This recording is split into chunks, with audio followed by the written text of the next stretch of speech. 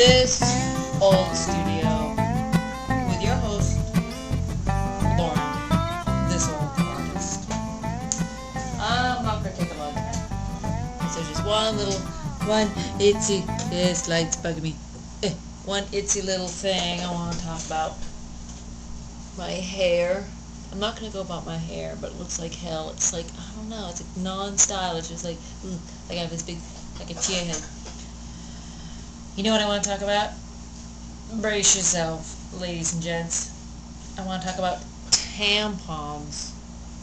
Not the use of. Kind of what you deal with afterward. Now, men, you probably never heard of this. Give you a little insight onto a certain little event that occasionally happens. Women who use these know exactly what I'm talking about. And it usually happens when you go to a guest's house. Occasionally happens in your own house, but who gives a fuck if it happens in your own house? You're over someone's house for dinner.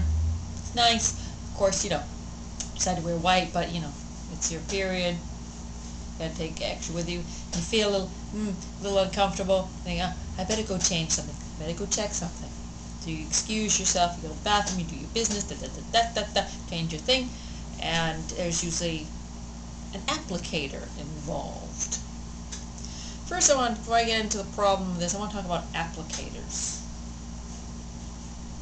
When I was 15 or 16 or something, my mother used this brand called OB, and this is kind of like an anti-endorsement. She said, try these, they're good. These come without an applicator. You just use your finger. Alright, I tried it. First of all, it was like, if I was a Chinese contortionist, it probably would have been easier jamming my finger up my hoo-ha. But anyway, either I put it in the wrong place or something.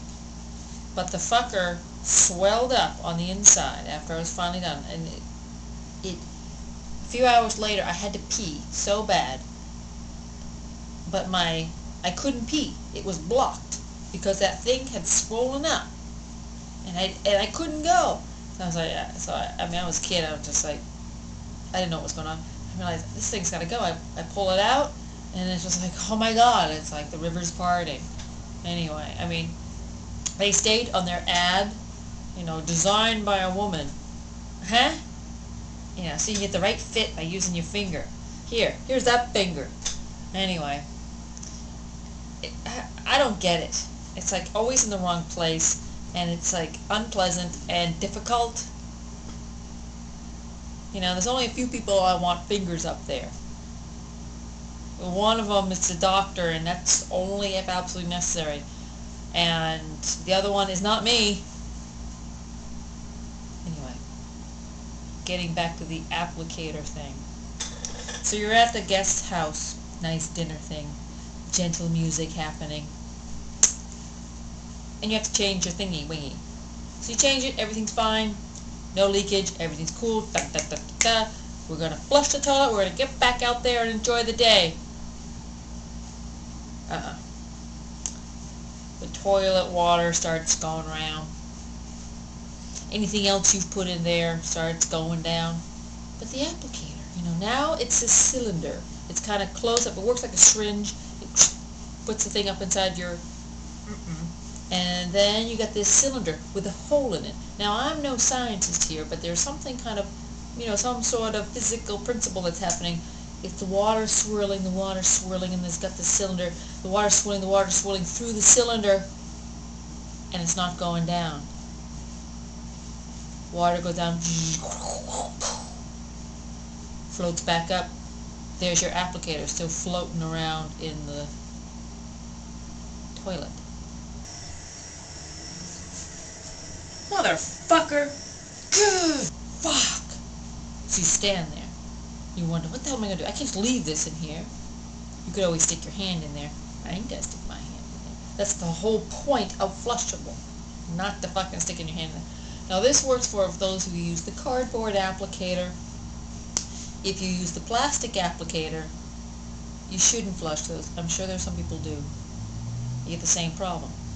So what do? What the fuck do? Do you leave the applicator floating in there for the next person? I don't think so. So you have a couple of options. Sit and wait till it fills back up again. Try flushing it again. It might work, then again it might not. 2 flushes,